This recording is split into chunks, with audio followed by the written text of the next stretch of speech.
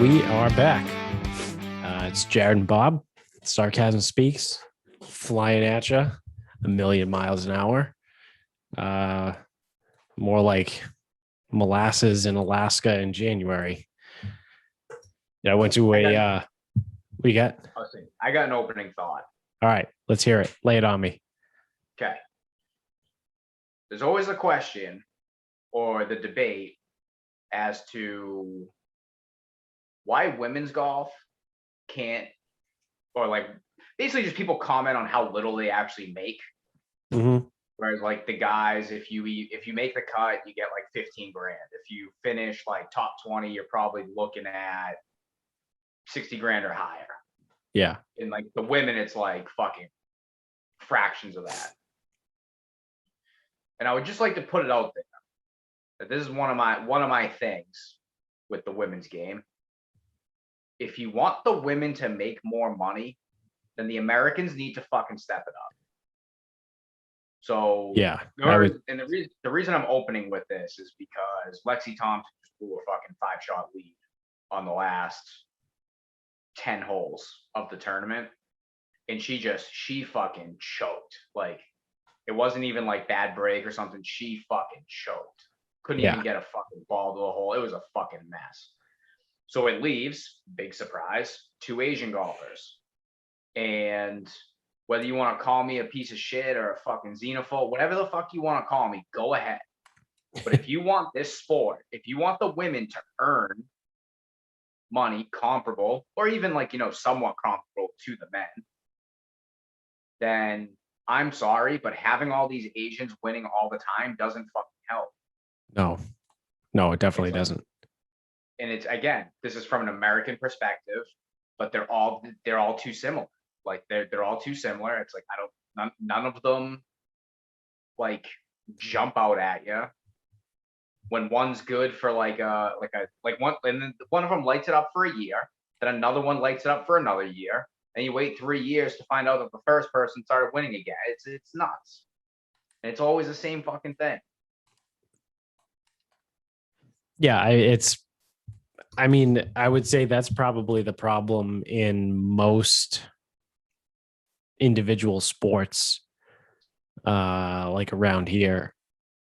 I would say like tennis isn't really that big because there's really no big American tennis players anymore. Like boxing fell off for a really long time because there was no American heavyweights. Like it's just, if there's no American in it, people don't watch. And it's the Americans just aren't fucking good. They're just not fucking good. That's all it comes down to. No. It's like they have their moments, but like Lexi Thompson was better when she was fucking 19 years old. Yeah. So I don't know. I don't fucking know anything, but that's my open. It's just like, again, this just goes to show you, US Open. It's at Olympic. You get right. That's a major. That's a major for the women, and it's a major venue. Yeah. Like they play, like the Olympics got a PGA coming up. It hosted the 2012 US Open. Right. That's a legit course. Right. And it's like you had a couple good stories. So the girl who won is 19 years old from the fucking Philippines or something. She absolutely hammers the ball. Yeah. Like, good story, but when she's not 19 anymore, who gives a fuck? Right. Yeah. Can she keep it up is the other thing too. They never do, because some other 19-year-old just shows up and does this exact same thing. It's all the fucking same. Yeah. All the fucking same.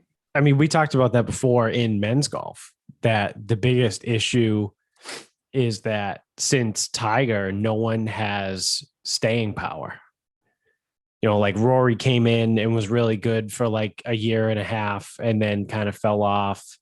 And then Spieth was really good for like 2 years and fell off. And then Brooks Koepka came in and had like an unbelievable year and a half. And then he just kind of like fizzled out. You know what I mean? Like no one has been able to dominate the sport like Tiger did for a decade plus. No, and he probably ruined it because no one can ever win the way he did. The rate at which he won is incredible. Yeah. He won 1 in 4 events for like years. That is absolutely insane. Like the next highest guy is like fucking 7%. And he Yeah. was at like 25. Yeah. Oh, is it Sam Snead? Anthony played too long. But like that's the thing is like Dustin Johnson is the best example of someone who has like sustained winning over the years, but it doesn't feel that way. Yeah, he's not like dominant, and his wins aren't like, I don't know. I feel like his wins aren't memorable. Well, so the funny thing about Dustin Johnson is win rate historically, he's one of the highest ever. Yeah. So he actually historically he wins more than most people in history. When he wins, he also kicks the ever living shit out of the field usually. Right. Like he Right. wins by 8, wins by 10. You know, wins these random WGC events, but Yeah, like he's either winning by 8 strokes or he misses the cut. and I mean he used to be a choker, but now it's either he's out of it or he's winning by a million. So Yeah. Yeah. but yeah, Dustin Johnson should be an example of like someone with actual sustained success, but Tiger fucked that up. Right. Right. And I mean, Justin Thomas was kind of looking like he could have put something together, but even he fizzled out. You know what I mean? Like all of these guys, these young guys, they just haven't been able to do it. Like you said, I mean, I would agree. I think Dustin Johnson's probably the closest thing. But at the same time, it's not like, I don't know, like I said, like it's not like memorable. You know what I mean? Like his wins aren't like, oh my God, Dustin Johnson. Did you see that? It was like he just goes out and beats everyone by fucking 10 strokes. Yeah, and it's like he has a couple of his wins are like that. Like his US Open at Oakmont was sick. He kicked the living hell out of everybody in the Masters. Last year he won Boston by a million. He set fucking shot 30 under. Yeah. But it was also that time where him and Spieth went to a playoff, and I forget where it was. And he holed out for eagle to win.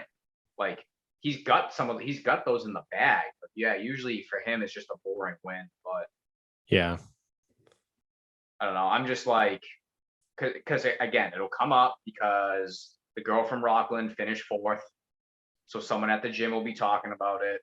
Yeah. And it'll be, oh well, actually, you know what? The purses for the U.S. Open are actually good. Like she'll actually make some money off of this one. Yeah. But it's usually like she finishes like T15, makes fucking 25,000. It's like what? It's like nothing. It's like yeah, no one wants to watch the game. Like It's no nothing, but it's like you just made 25 grand in a weekend. Well, they compare it to the men, and it's like top 20 for the men. You might get, quadruple that. Right. Maybe not quadruple, but probably triple. And it's like, yeah, but I mean, it all comes down to eyeballs and sponsors. Yeah. And that's what it is. If there's no one watching, then the advertising dollars aren't there. And then the purse is going to be smaller. Like that's what it is. That's why no one in the NHL makes $30 million a year. Like the highest paid player in the NHL makes what, 11? Is it Stamkos? Stamkos makes $11 million a year. Like not a ton, but Nelson Aguilar makes $11 million a year. Yeah, and he's just an average receiver. Yeah, it's like you need the eyeballs and you need the advertising in order to pay for everything.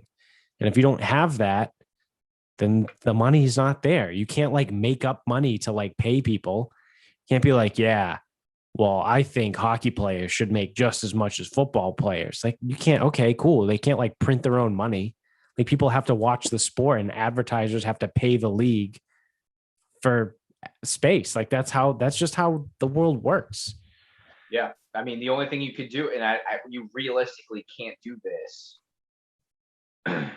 with golf, but the way tennis holds their tournaments.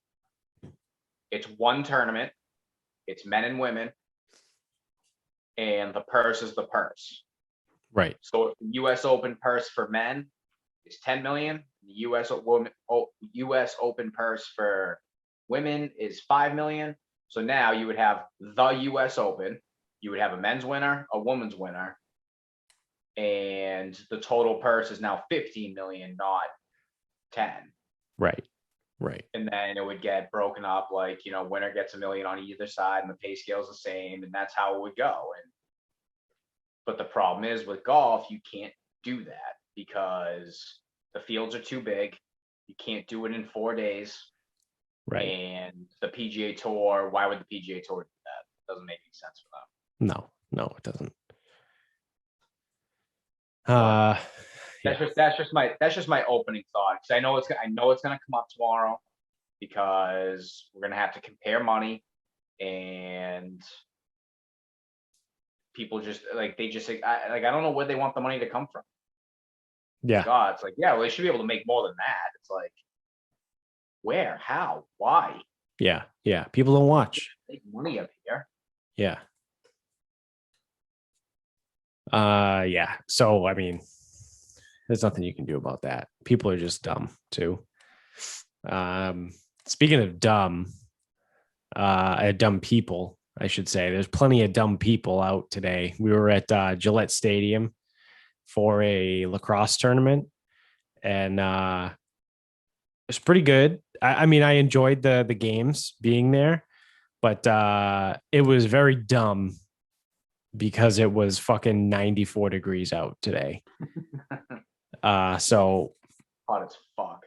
Yeah, it's probably the hottest day of the year, and we do not have good luck when it comes to live sporting events, because last weekend we went to the Red Sox and it was 45 degrees and rain with a wind chill that made it like 35, and now today it's 95 degrees and like beating sun. The Sunday before. Yeah. So well, I would say the best part for me is we're still in like pollen season. Yeah. So my allergies are fucking killing me, and it was fucking 90. We went to the pool for like, I think I made it an hour, and then my nose just started gushing blood. Yeah, sick. That's awesome. Mm-hmm. Yeah, I don't ever want to leave air conditioning again for the next like 3 days. Like, I literally can't get enough cold liquids inside of my body. Like, I feel like I've been cooked today. Like, we made it the first half of the first game sitting in our seats, and then after that we went and stood underneath like the grandstand and watched from back there because we couldn't be in the sun. And then eventually we moved to seats that were in the shade. But like, my God, dude, it was just so fucking hot. Like I said, I feel like I'm literally like I got cooked, like I was in the oven. I mean, it was about as hot as it. Yeah. That's the other thing too, is even if it was 94 out, it probably felt like a fucking 100. Yeah, in the sun with no shade. It's like, seats are dark, aren't they? Aren't they blue? Yep, they're blue. You go to sit. The turf must have been 105. Oh yeah, the turf was probably so fucking hot. I feel bad for those guys that were actually playing on it. But yeah, you go to sit down in the seat when we first got there, and it's like fucking sitting on a frying pan. Like, oh, this is good. Got to buy a bottle of water to pour it on and cool it down. Yeah, so it can fucking evaporate on the chair. Yeah, just drop it on the seat and watch it fucking steam. A fajita pan. Yeah. It's like being at Chili's. You order fajitas. Yeah. So, I mean, it was pretty cool. It's the new thing, the Pioneer Lacrosse League or the Premier Lacrosse League, whatever it is, the PLL. I don't know. I enjoyed it. I haven't watched lacrosse in so long. It was pretty cool. Like watching the first game, I started getting the itch a little bit to be like, oh man, I wish I could, coach it. Or, I mean, I definitely can't play it anymore. I'm way too out of shape and way too fat and not even close. Like I haven't picked up a lacrosse stick in fucking years. But even just to be like, man, it would be really cool if I could coach. You know what I mean? Like, when you don't like do something for a really long time, and then you go back and you like watch it and you're like, yeah. That's why I signed up for the weightlifting competition 2 years ago. Like I just stopped doing it for so long. And then I was talking to Monster Chris, and he was like, "Oh, dude, you should sign up for the Bay State games." And I was like, "Yeah, I don't know, whatever." And I watched it a little bit, and I I did a couple fucking snatches and clean and jerks in the gym, and I was like, you know what, fuck it, I'm signing up for the meet. And it's like shit like that. It was one of those, like I said, you watch the game, you're like, ah, man, it'd be really cool if I could coach.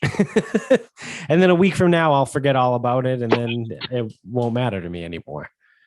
But Yeah, see, everyone always asks me, it's like, oh, do you miss playing hockey? Do you miss playing frisbee? I'm like, no, I don't miss doing anything, like at all. I'm the complete opposite. yeah, It's like I don't want to go play it. I don't want to do it. I don't know. I've accepted that I can't.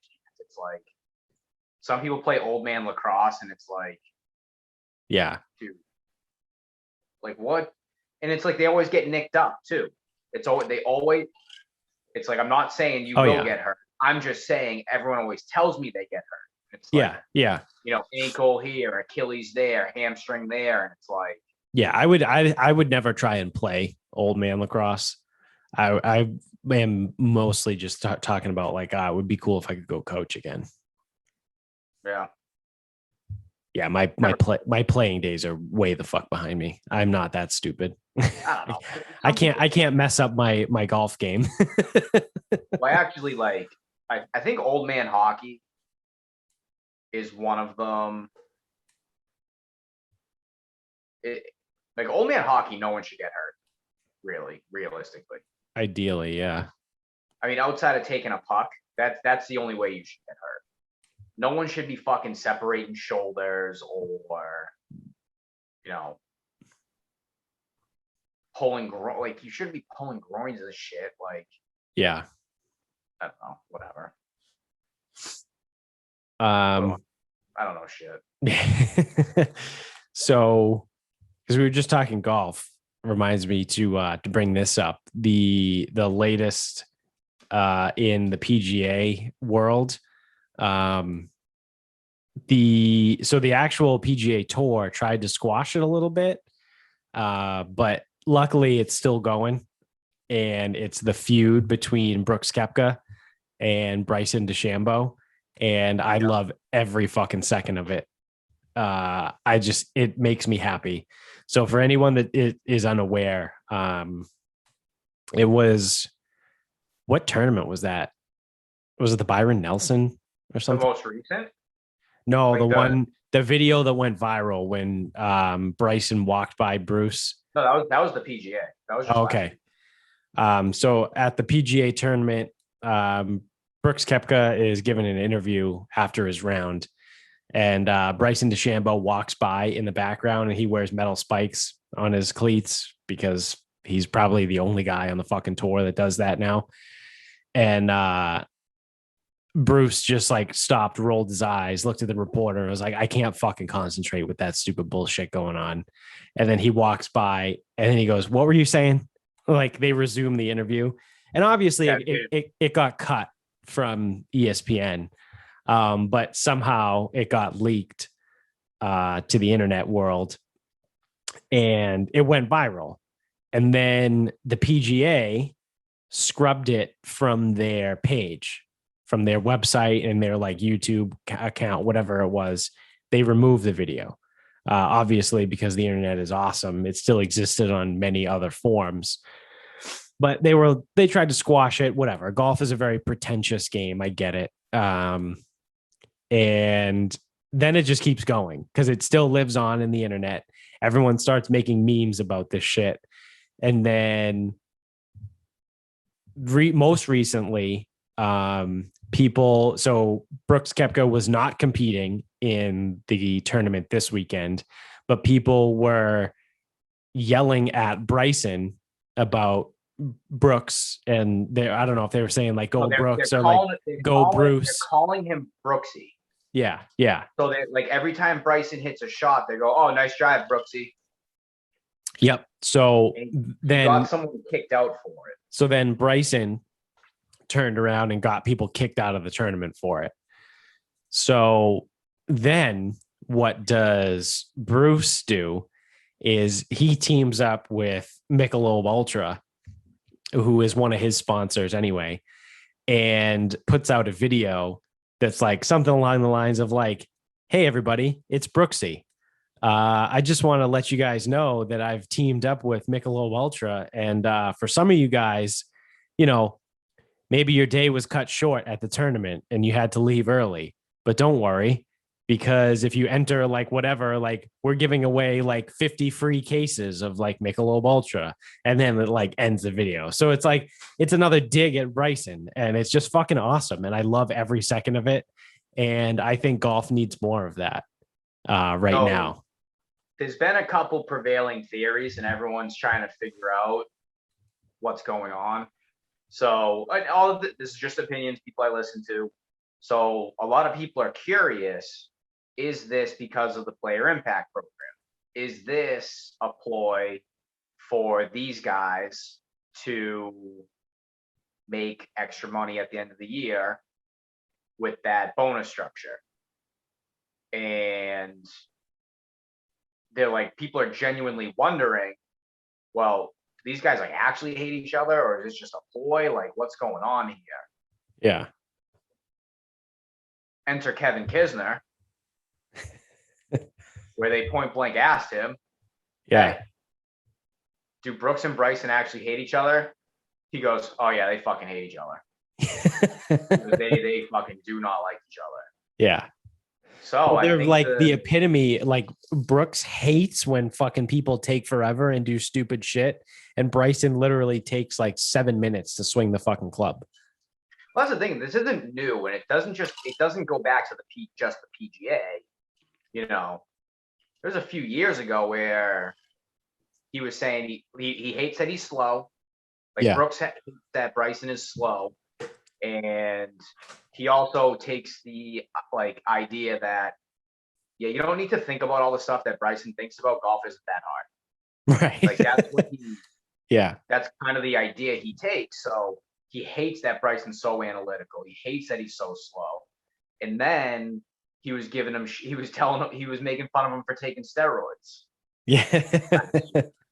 Yeah. That was like the other thing. And then Bryson came back and was like, well, at least I have like a six pack or something. And like, that was what they were doing last year. Now this year was that video that came out. Yeah. Yeah. But so I mean, it's not good, dude. Like it's a bad, like Bryson getting people kicked out. First of all, because Justin Thomas got crushed for this too. You get fans kicked out for no reason, you suck. Yeah. But yeah. If you're getting fans kicked out because they're calling you Brooksy, what do you think is going to happen? More people are just going to start calling him Brooksy. They're going to call him Brooksy after every shot. Yeah. Especially at the US Open. Right. Right. Yeah. And also talk about like, living rent free in someone's head. Like that is like, So I was epitome. Actually siding with, because Bryson was making fun of Brooks after the videos came out, saying, it's nice to know I'm living rent free in your head. And then he made the picture of himself on on Brooks's hat. Yeah. And I actually agreed with Bryson at the time. Right. At the time, I'm like, yeah, Brooks, listen, I understand if you can't stand the sight of this guy. And I don't know what he was talking about. Some people are saying it's like, oh, if you start, like Bryson chirped him.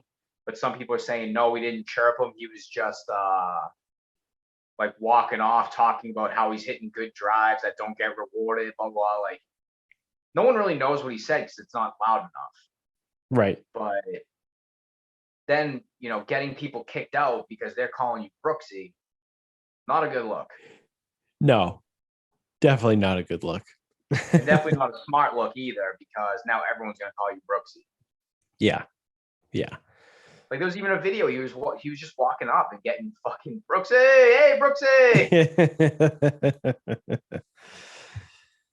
Yeah, so I think it's great. I think golf needs more of that, because it makes it exciting and it gives it like another edge to it. You know what I mean? Like because for like the average person, golf is pretty fucking boring, which even for me, like to sit there and watch golf for like 7 hours in a day, that can be pretty tedious. I'm not doing that Yeah, unless it's a major. I can, but that's because I usually do it on Sundays. I usually don't watch a ton on Saturdays, maybe a couple like an hour or two here or there. But Sundays I just like to relax, and it's the easiest thing to watch and just relax because you don't really have to pay attention, but you can. Yeah. And sometimes it's nice to take a nap in the middle of it. Yeah, which I did today. Yeah. So, Jealous. this was another thing I was hearing is people were saying if the USGA has any balls, they'll pair them together for the first two rounds. And it was actually Borelli on Foreplay, the Islanders fan. Yeah. And he was like, I'm actually out on that. He goes, you can't put them together. He goes, they need to come together naturally because if you put them in the same group, one could shoot fucking 6 over, miss the cut, and the other could shoot 2 under and be in second. Right. There's no rivalry there. There's no, heat. There's no pressure. There's nothing there. Right. They have to come together through the play of the tournament. Right. And that's how it'll build. Yeah, I agree with that. I'm on that side with that take. Yeah, because that is true. Yeah, that is true. Because if you force them together, plus in the first 2 rounds, it's groupings of 3. So it's like, yeah, there'll be somebody else. Yeah. And you never know how it's gonna go. Like the other thing too is if they draw, I mean, they'll have to. So no matter what, there is no if. No matter what, one of those days they're not on TV or they're not on coverage. You have to stream it. Right. Because they flip the tee times. So if they go on early on one day, you're late the next day, or vice versa. Yeah, so you're never gonna get them like that. Plus, not all the fans are out on the early day. They're not that crazy on Friday. It's not until you start getting in contention. Yeah. So yeah, like I said, I agree with that take. Let them come together naturally. Because then it's even better too, because it's like then it means something. Like if they're playing together on Sunday, like if they're both like T6, you know what I mean? Like they're kind of in contention and they have to play together. Like that just adds another layer to it, Right. And the other thing too, the US Open, people are going to watch that no matter what. Not everyone's going to watch the Rocket Mortgage, but if those two are paired together in the final group or the second to final group, or at least in contention, people will tune in to watch that. Right.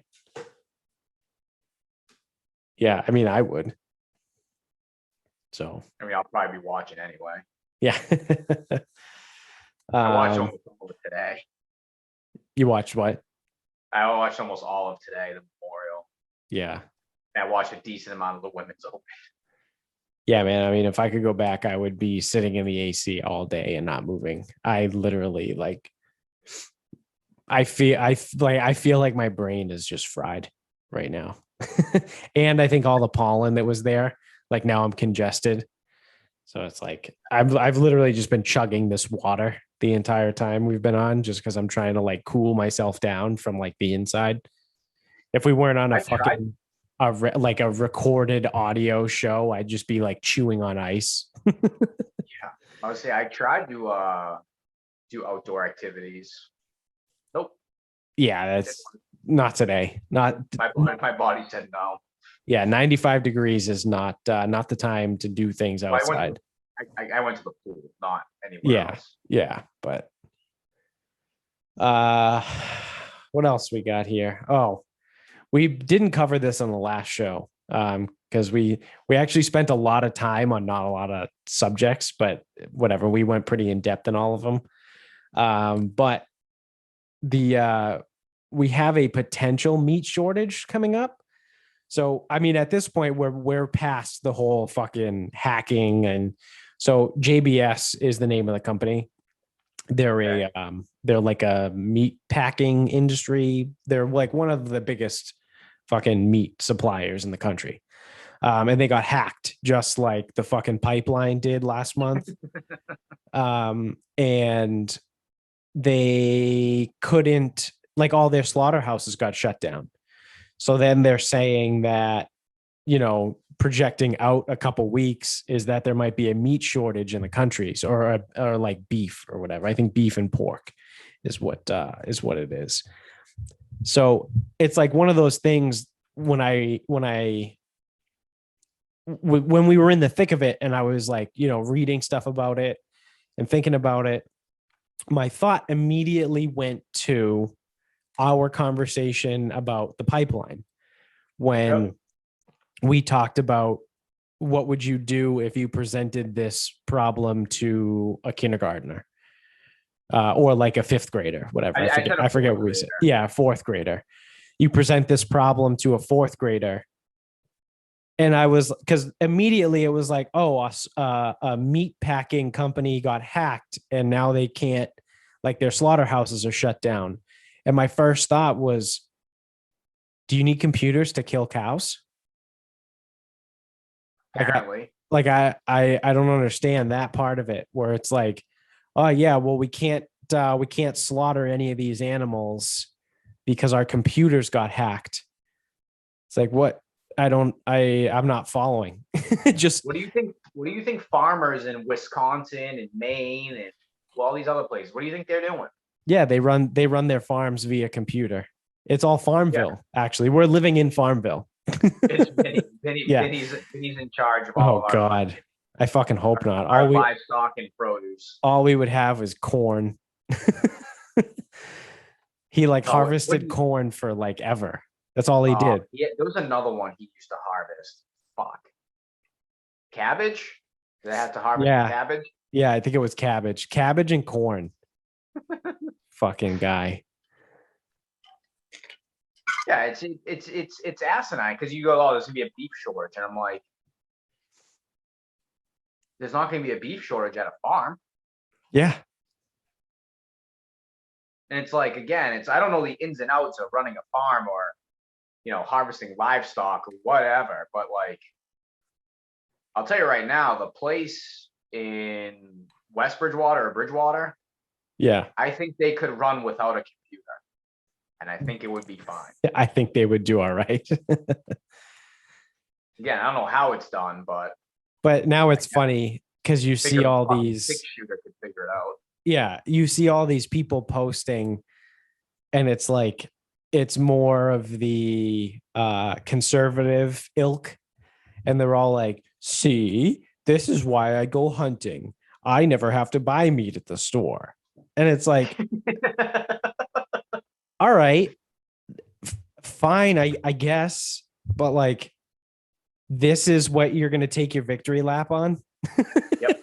You know what I mean? Like, I don't know, man. Pick a better time. I knew all the slaughterhouses were prone to getting hacked. Yeah, like seriously, like that's your fucking thing right now. They're like, this is why I go hunting and I have meat for my family and I'm not going to be affected by the meat shortage. And it's like, all right, cool. Well, to be totally honest, I'm probably not going to be affected by the meat shortage either. You know what I mean? Like, you know what? Hey, and if I am, I'll figure it out. Exactly. So it's not like we're going to be short on beef forever. Like, it might be like a couple weeks, maybe it's a month, maybe it stretches out to 6 weeks. I don't know. They were only hacked for like 4 or 5 days. But like, I just think it's hilarious. And I can never pass up an opportunity to shit on anybody that makes like politically motivated things, whether it's on the left or the right, because I hate everybody. But like, yeah, it's all the conservative people that come out and be like, this is why I hunt, for times like this, as if like times like this, for times like this, as if like, this as if we're going ever happen in history. Yeah, and as if like we're about to enter like a zombie apocalypse. You know what I mean? Like, I told you guys. Like, what do you mean? Nobody of all the people that walk around with those giant signs in the cities that say like the end is near, like Jesus is coming back, like all those people, none of them, I guarantee you, have signs that say we're going to run out of meat. Yeah. None of them. So like, don't come up here and be like, I told you so. I saw this coming. You The didn't meat see it hacking coming. plant's gonna get hacked. Yeah. You motherfuckers didn't know that. Yeah. You guys have no idea. Fuck. It just so happens that like you don't get your meat from a store, so you're not going to be affected, which I say 2 weeks ago, cool. you would have been telling me the meat's better. That's why you do. Yeah. Right. Right. Right. Or you enjoy going hunting. No problem. Yeah. And I agree with that statement. If they say like the meat is better, yeah, you're probably right, because you know exactly where that meat came from. I have no fucking clue where that steak came from that I bought at Market Basket. You know what I mean? Like, I don't know. I'm taking on an assumption that it is a steak. Yeah, you know exactly where you got that fucking meat from, because you killed the elk or the deer or the fucking moose, whatever you're eating, you killed it yourself. And again, good for you. That's awesome. That's awesome. If I had the capability to do that, I would, but I don't, you know what I mean? Like, I don't live in a world. Well, I mean, I could take the time. I was going to say, I don't live in a world where I can just take a week off to go hunting. I mean, I could, but then it's like, no, the words you're looking for is you don't live in the right place where you can go hunt,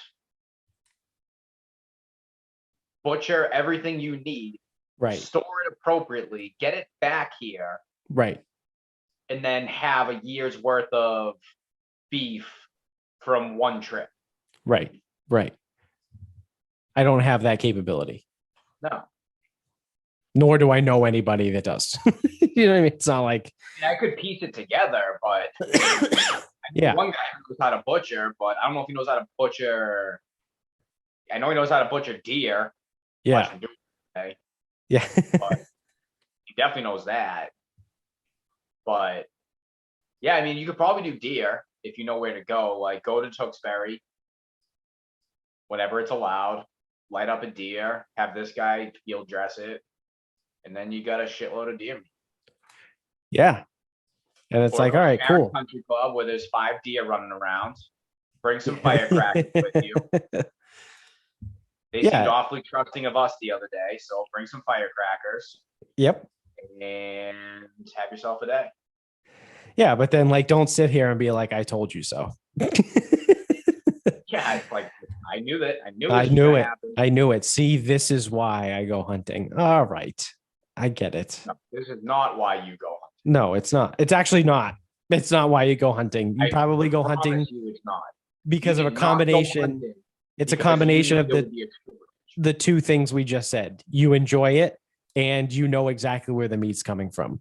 Yeah, I would say that's like anywhere between 80 and 90% of people that go hunting go for one or some combination of that. Or it's like, it's a hobby. You take pride in it. It's like, it's something you do. It's nothing wrong with any of that, but yeah, this is not your time to take a victory lap. Yeah, that's exactly my point, is don't use this to take a fucking victory lap. You fucking schmuck. Dumb fucking yeah. See, I told you. Yeah. And you know what's funny too? The people that those people are full of shit. The people who actually just go hunt whatever, they sit here and go, fuck, it might be harder to hunt this coming year. Yeah. Yeah. Hunting is gonna, become more popular. No. It's not gonna, it's just for this year, because there was this shortage, something's gonna be fucked up with hunting. Whether it's over hunting or that it's more restrictive or you're not allowed to take as much, something will get fucked up. Yeah, I could see that. But like, I could also see hunting be more popular because people are very reactionary, or over reactionary, I think is probably more accurate. I mean, look at the gas thing. When the oil pipeline got hacked, people were filling plastic Stop and Shop bags full of gas. Like, what the fuck are you dumb fucks doing? So I could see like a meat shortage. People would be like, oh man, I have to go get a hunting license. I got to learn how to hunt. So like maybe this year, hunting would get fucked up, but people will forget about it next year and go back to their lives. I would really like to believe that hunting's one of those things that no one is just going to reactionarily just do. I would like to hope, because there's a lot that goes into hunting. Like, you got to know the seasons. You got to know locations. You got to know what the fuck you're doing. And you can't just like. But there's a lot of people that don't know what they're doing and they go hunting still. Maybe it's just because we live around here. I would like to think that if you're going to hunt for food, you got to have a clue, at least one clue. I don't know. Maybe with like what you're saying, like around here, but definitely in the South, it's I don't want to say it's easy, but it's relatively easy because they have like public areas that are high fenced.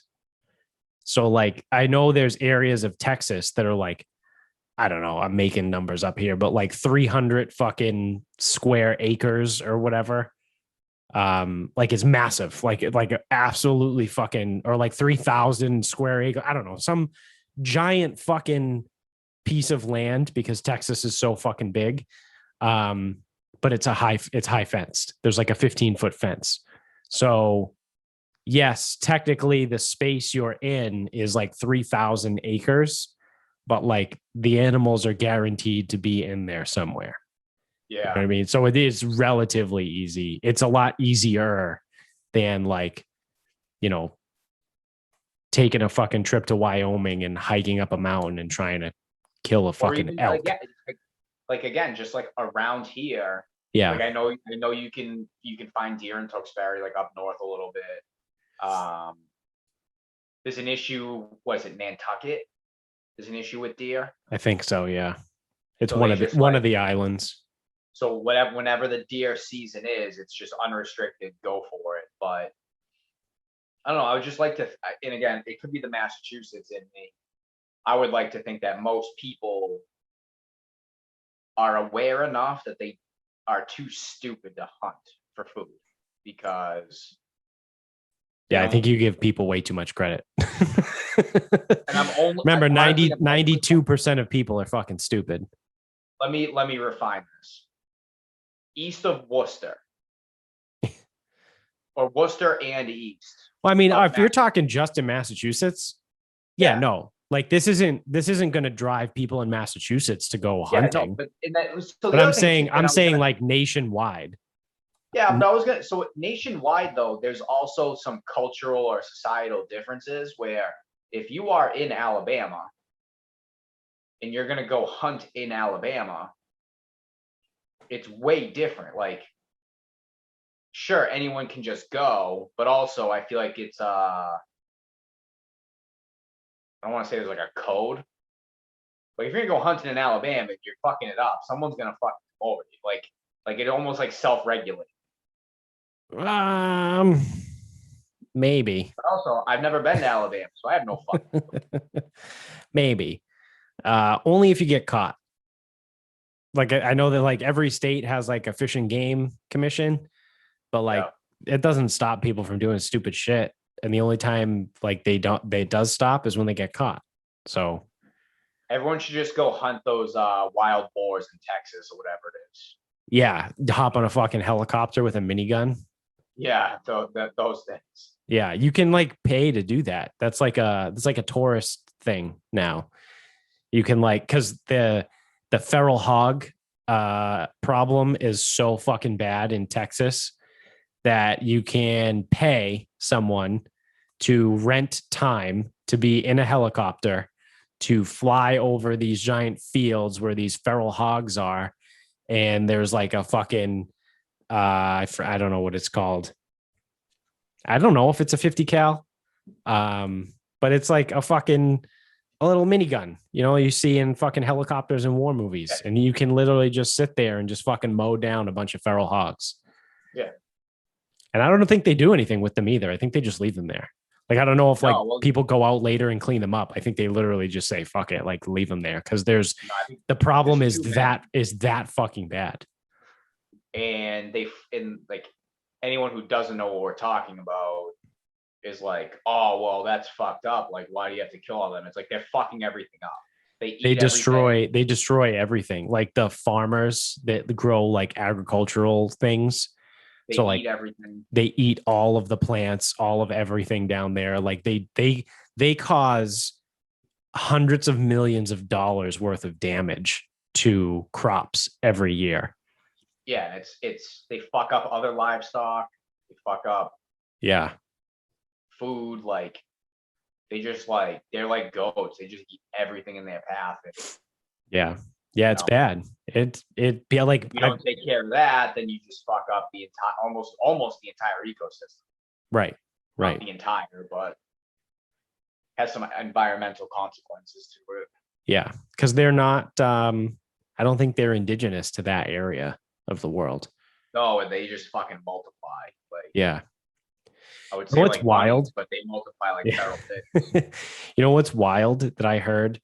If you take like a domesticated pig, you know, like fucking Babe, you know, everyone just imagine Babe. You take that pig and you put it in the wild, I think within 2 months ish, it grows hair and its tusks elongate. Like it just knows. Like its body's like, oh shit, I'm in the wild. I need to grow fur back and I need tusks to defend myself.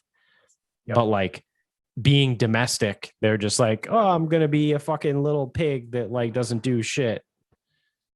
It's wild. Like it's like a scientific fact that like if you take a domestic pig and put it into the wild, it becomes feral within like 2 months. Which is pretty fucking nuts. You got a sunburn coming in already? Yeah. Oh yeah. That arm. Yeah, I think you can only see it because the way the light on the ceiling is like over my right shoulder. So I think it's more pronounced. It's more pronounced because you were suns out, guns out, apparently. Yeah, well, I wanted to even out the golf tan because from like here down is very tan and this is very white. So I was like, I rolled up my sleeves so as to potentially even it out. And now, just move a golf tan into a farmer's tan. Now, was that included in your tickets? Yeah, I believe so. Yeah, I think I had to pay an extra $2.75. Wow, that's a ripoff. Yeah, you're telling me. I'm the one that had to pay it.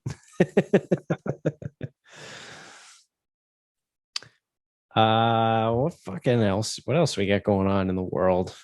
Oh, this is actually pretty fucking cool. I showed you this. So this was originally going to be my final thought in the previous episode, but just the way we were going and talking in our momentum, I decided to pivot and talk about the Naomi Osaka thing. But like I said, my original final thought from before was, this is really fucking cool. I want to give a shout out to Mike Cronin. He listens to the show, friend of the show. He nominated me for Drinkin Bro of the Week during one of their episodes, and it actually made it onto the episode, and they read our fucking names like on air, like live. And it was pretty fucking awesome. I've been following the Drinkin Bros since I don't know, 2015, 2016, maybe. Probably 2015, I think. Because it was right around the time that their movie came out, Range 15. So I've been listening to that podcast for 6 years.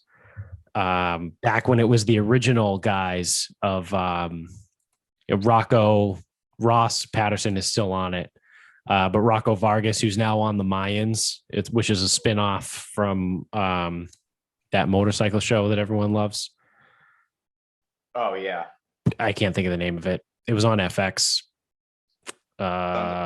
Sons of Anarchy. Yeah. So he was an original Drinkin Bro, but now he's on the Mayans.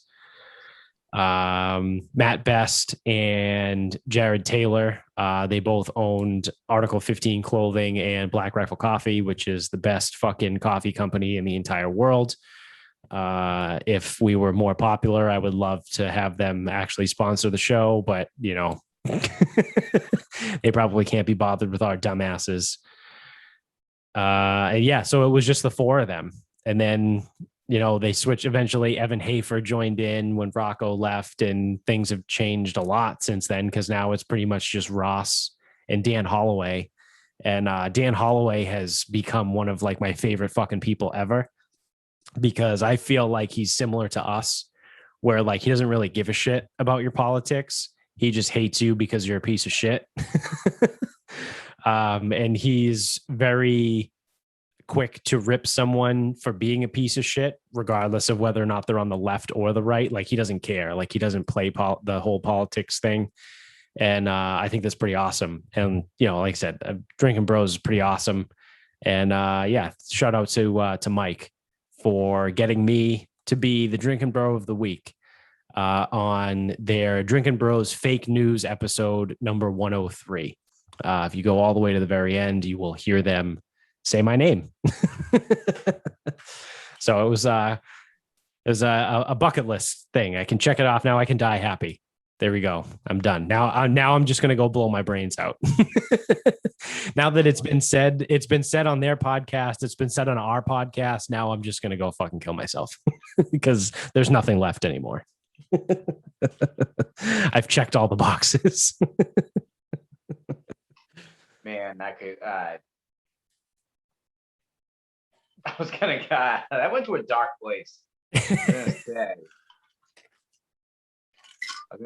was gonna ask if you were gonna remember us, you know, now that you're big time. But if you're just gonna go fucking blow your head off, I guess there's really no point. Yeah, I won't really remember anything. Yeah, and you won't be big time anymore. No, well, I could be. No, you'll just be in the dirt. I'd be in the news though. Or burn. And then if the news made it, if the news made it to Texas, I would imagine it would be like Jared Mello kills himself. And like if like Dan and Ross like, oh, why do I feel like I know that name? You guys know this? Who is this fucking kid? And they would be like, oh shit, he was Drinkin Bro of the week 2 weeks ago. Do you know how fucking hard it is to find information out about a suicide? Like a non-famous suicide. And the only reason I say that is because a guy at the gym said his neighbor killed himself. Mm-hmm. And he said the last name. I go, fuck, is that, you know, this person's father, one of our athletes? Yeah. I'm like, that's terrible. Yeah. He goes, honestly, I don't know the daughter's name. I only know the guy. He goes, he was a neighbor. They moved in a couple of years ago. Always friendly, but like, he goes, I didn't really know him. Right. And I'm like, I'm just trying, again, I just want to know. I'm like, is it this girl's father, like one of our athletes? I'm like, how do you even find out? It's like, there's no news report. It's one of those where if you find the obituary, it's going to say something like died suddenly. Yeah. Or like passed away unexpectedly. Yeah. You know, like one of those. Yeah, where like it's very ambiguous. Like it could have been a heart attack. It could have been fucking an accident. It could have been a suicide. You know what I mean? They just leave it extremely ambiguous on that. I think that way. If you looked up a police report, would it?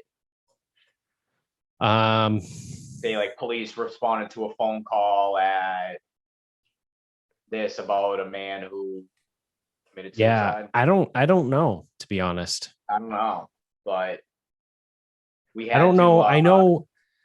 don't know how much public access police reports go to. You know what I mean? Like, I don't know how much access the public has to police reports. Like, I know most departments post stuff like in the newspaper or like on their website. Yeah, but I don't think you can get like details. Like, I think it might be like male 42 suicide. You know what I mean? Like, it's not going to be like you're not going to get like real information. Would it maybe be something? responded to a male of an apparent gunshot wound. Yeah. Yeah. That's what it would be. Yeah. But I was to say, because so the way we had to find out, because again, we just wanted to know, was we had to find out where this guy lived. The guy lived. He said, my neighbor. Mhm. And then asked someone else, like, hey, does this person live on this road? They're like, no, they don't live on that road. They live somewhere else. We're like, oh, thank God. Oh yeah, thank God. Yeah, that's not something. But I mean, it was still her. It was still that girl's uncle. But yeah, and it's still somebody. Terrible. It's still someone's, family member, and that sucks. And you don't. Terrible. But like, at least it's not her father. Yeah. Well, now that we just got real fucking dark, you want to wrap this up? Fuck, we're ready to wrap up already? Yeah, it's that time. It's that time. Yeah, so Jon Rahm. I know we're going back to golf. Yeah. So Jon Rahm finishes the third round. He's 18 under par, which is a record for the Memorial. Mm-hmm. He's 6 shots clear of the field. Steps off the green, walking through the rough. This is after the third round, right? Yep. Almost at the cart path. Round's done. Finds out that he tested positive for COVID-19. And the PGA Tour rules are that he has to withdraw. Yeah. 6-shot lead, 18 under par. So, facts of the case. On Monday, he finds out that he is subject to contact tracing protocols. Mm-hmm. He was in close contact with someone who tested positive. Right. So on Monday, he finds this out. By agreeing to continue to play, he assumes the risk that if he tests positive, he will have to withdraw. Right. So the PGA Tour lets him play because he tested negative on Tuesday, on Wednesday, on Thursday, on Friday. Yep. Sorry, tested negative. He tested positive on Saturday. Yeah. And as he's walking off the green, he doesn't even get to scoring. He doesn't even get to the locker room. Right then and there, doesn't even sign his card. They don't even get to do the, all right, you go first. All right, 4-4-4, 3-5-6. Like, doesn't even get that far. And it's just like, man, what the fuck are we doing? Yeah. And I'm just trying to figure out, I'm like, how does this get handled this horribly? Why does he get to continue to play? Yeah. If at any point he tests positive, he has to withdraw. Yeah. What if his Sunday morning test came back when he's on like hole 7? Yeah. Or follow the same timeline. Maybe he tests positive for his test on Sunday and he wins. Let's say, because he had a 6-shot lead. So if that happens, it's already over. If he wins and signs that card, it's over. Right. But I assume this would just be my assumption, because this would be a fucking clown show, worse than it already is. If he finishes the round, they probably let him sign his card and be the winner. Yeah. But I want to know, like, if his test result came back at like 1 o'clock, 2 o'clock, he's already teed off. He's on the 3rd hole. Does he have to withdraw then? Right. Yeah. Yeah. I don't know. Yeah. And it's one of those things, like you said, like if he is a close contact, just don't let him play. Well, now I have another thing. So for all intents and purposes, and I know all this is bullshit, but if we're following guidelines that we've been following the whole time, yep, he's contagious for 2 days prior to testing positive, which is Thursday. Right. So you let this guy on the golf course Thursday, Friday, Saturday, all of which he is contagious by CDC guidelines. Right. So the damage is already done. Yeah. He's already played. He's already tested positive. He's already in close contact with this cat. Right. Why not let the guy go play by himself? Yeah. Stick him out as a single. Don't let him he stays away from fans. Yeah, I mean, it's come out already. People are saying that I think the CDC has said it. There's extremely minimal chance of spreading it outdoors. Yeah, and it would have been goofy. It really would have, but with a six-shot lead, and the reason I say specifically 6 is that usually doesn't get blown. Let him go first. Yeah, and let him just post the number, and those guys just chase. And if he shoots another fucking 6 under, then they play for second. And I know it takes the drama out of it, so it ruins their product, so they won't do that. But then fine, let him go off last by himself. Right. Yeah, I agree with that. Either back it up and don't let him play at all, because the letting him play with the acknowledgement that if he tests positive, he has to withdraw is fucking stupid. So either back it up and don't let him play at all, or let him play the Sunday as a single. And like you said, go either first or last. I just put him by himself. But like making him withdraw on a Saturday after he is the leader by 6 strokes, after completing his 3rd round, is a fucking clown show. That's what again, the damage is done here. Right. That's like my big thing. It's not, he woke up Saturday, felt like shit. Right. Went to testing and tested positive, and then didn't play the 3rd round. Right. He felt fine. Again, damage is done here. He's already been exposed. If we're worried about the spread, he's already been spreading it. Right. Well, you'd have to do the whole contact tracing for everything like inside or whatever. But like I said before, too, if you follow the CDC guidelines, there's a highly unlikely chance that it spreads outdoors. So even the people that he was paired with are probably fine.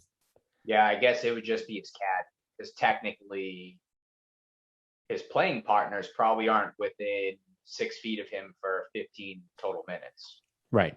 But his caddy probably is. Right.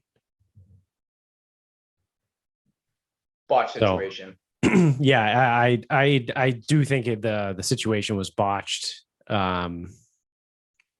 I mean, the other side of it too, though, is where we're sitting here and we're bitching about it only because he was in first place with a 6-shot lead.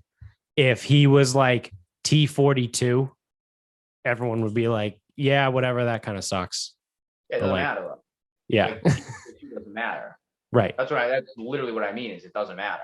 Yeah. He was in first with a 6-shot lead. Right.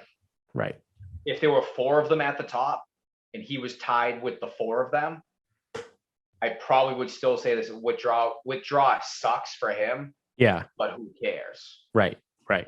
Because that's the other thing. There could have been 17 guys within 4 strokes of the lead. And it's like, oh, Jon Rahm has to withdraw. It's like, yeah, he had a chance to win. Yeah, but he had like a 1 in 17 chance to win. Right. The chance of winning this tournament was probably fucking 75%. Yeah. I mean, that's a made up stat, but I mean, it's probably pretty close if you run numbers. Dude, they do not blow 6-shot leads. No. Very rare. And not at, I know like Mayfield Village is a legit golf course, but they only blow shit like that at the Masters. Or the other majors. Right. Yeah, when they jack up the course. Or if you're fucking Lexi Thompson, you do it. Yeah. So yeah, that's a shitty situation. That sucked. But never mind. It's like I can't even believe you're still doing this shit. Yeah, that's the other thing too. That's fucking wild. But I guess so they were saying like vaccination rates on the PGA Tour is only like 50%. And I thought that was very surprising because I figured, one, it shouldn't be that hard for you to get one. Two, it saves you a hell of a lot of trouble. You don't have to test. Like Jon Rahm wouldn't have had to test if he had been vaccinated and waited his 2 weeks. Yeah. He wouldn't like this. He would have won. Yeah. Had he done this, but he didn't. Actually, I think he got his first shot Monday. But so I actually was super surprised that it's only like 50%. And I don't know, maybe they look at it like, hey, I'm getting tested anyway. Who gives a fuck? Right. But it's like their livelihood's affected by it. Like Jon Rahm just lost out on like $1.5 million or so. Yeah. And then Scotty Scheffler, might have been Scotty Scheffler, who I think Rahm played with. He goes, yeah, I'm not going to speak to my vaccination rates or whatever, or my vaccination status or whatever. But one, I'm like, that's kind of weird. Yeah. Like, I don't know. Well, a lot of guys are doing that. They want to stay. They must not. They want to stay apolitical. The entire fucking Buffalo Bills roster has been asked. That's been in the news. They've all been asked because it all started with Josh Allen. They asked Josh Allen if he was vaccinated, and he was like, "I'm not going to talk about my vaccination status here." And then because that blew up, obviously reporters now ask all of his teammates, "Oh, are you vaccinated?" And they all, like the entire fucking Bills roster, just said, "I'm not going to speak to my vaccination status," because they don't want it. They don't want it to turn political. Yeah, that's a good point. So that's just the thing. Like Michael Jordan used to say, Republicans buy sneakers too. That's true. So yeah, because you don't know who his sponsor. Yeah, like Scotty Scheffler, I don't know who his sponsors are. Right. But I know where he's from. Oh yeah. Yep. All right. So my final thought is I got a gripe. With fucking people on Instagram that post before and afters as two groupings versus like strictly like before and after. So I've run into this a lot recently. Clearly, it's bothered me enough to write it down to use it as my final thought. But people that do like before and after pictures, whether it doesn't matter whether it's, because I've seen it all the time. I've seen like the stupid weight loss ones. I've seen like kitchen renovation ones, or like house do like yard work. I've seen them all. It does. This isn't like a specific kind of before and after. I'm just saying in general. So what pisses me off is when people do it like, you know, say they post 6 pictures and they go before, after. But like, I'll use like a kitchen renovation as an example.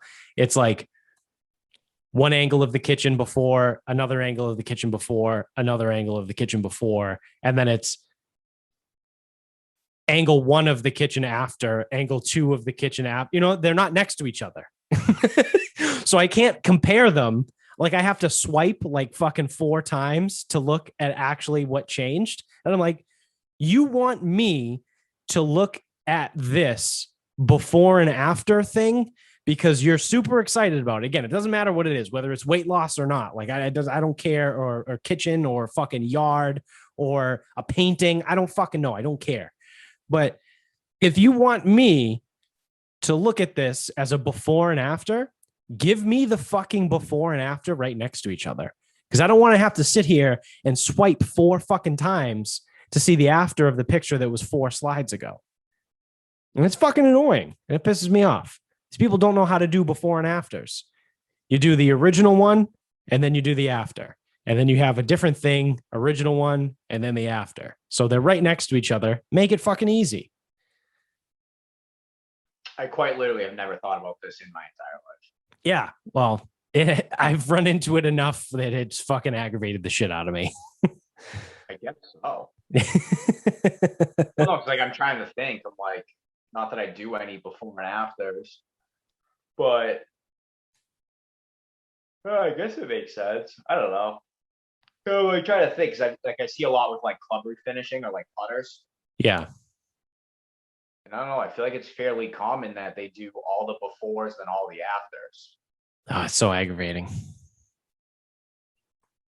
When I see a good before and after post, I appreciate it a little bit more. You know, But I I'm like, think this person gets it. you might be onto something though.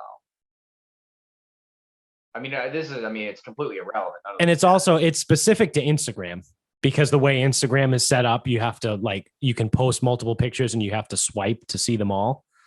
Yeah. Like if you're posting a lot of before and after pictures, like if you're only posting 4, like you have 2 befores and 2 afters, whatever.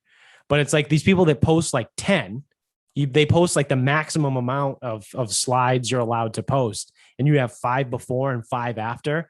Now I have to swipe 5 times to see the after of the picture that I just saw before, and I already forgot what it looked like. There's also definitely a content that matters too, because say it was like a yard, sometimes that shit's easy, like hard to fucking see before after. Yeah, yeah. But I'm trying to like I'm thinking. So I was thinking putter when you were talking about a before and after that was not a weight loss one. Yeah. I'm thinking putter. It's back, bottom, face. Mm-hmm. I feel like 6 total pictures, 3 before, 3 after, is still acceptable to be 3 before, 3 after, provided there's a differentiating quality about the before and after. If it's a yard, it's not that different. They need to be next to each other. Right. But if it's like front of a putter, back of a putter, bottom of a putter, like those are 3 different pictures. Yeah. Yeah, that's Pretty fair. much, like you also kind of get the gist too. Yeah, I don't know. I mean, I think if you're gonna post 8, I guess 4 and 4, they better be in before, after, before, after, before, after. Yeah, that's what I mean. Like it's got to be. I think if you have 6, you're teetering the line. 6 is the line. Like 3 and 3 is the line. That is where I draw the line. Anything more than 6 has to be before, after, before, after. Even 6 itself has to be, like you said, like differentiating there. But obviously 2 and 4 doesn't fucking matter. Yeah, like if you were doing a car, it's like, front, side. Yeah. And then like an angle. Yeah, okay, you can live with that. Right. I've never even thought about this. Yeah, it's random shit that I think of during the day and when I swipe through Instagram and I get aggravated. So there you go, folks. Make sure if you're going to post before and afters, you do before and after, not before, after. And you won't. Yeah, and the Montreal Canadiens are about to go up 3-0 in the series. Wow. Dude, they're a wagon. They're going to beat the Bruins. No, the Bruins aren't going to get there. Oh, yeah, that's true too. But the game did go over. Ah, yes. So this is also over. Fitting. So thank you all for watching. Make sure you go to mybookie.com. Use our promo code SarcasmPod when you sign up. And they will match your first deposit 50% for up to $1,000. So when you bet the over in the game, hopefully you win. It's mybookie.com. Our promo code is SarcasmPod. Click subscribe on YouTube up there. Give us a thumbs up down there. Leave a comment also down there. The engagement helps the visibility and all that stuff. Tell everybody you know about the show. Subscribe wherever you're listening. If you're just on the audio show, if you're on Apple, go to the iTunes store, give us 5 stars, write us a review. That helps over there too. Like I said, keep spreading the word. We are on Instagram at Sarcasm Speaks Pod. Our Twitter handle is sarcasm_speaks. And our Facebook page is Sarcasm Speaks. So until next time, good night, everybody.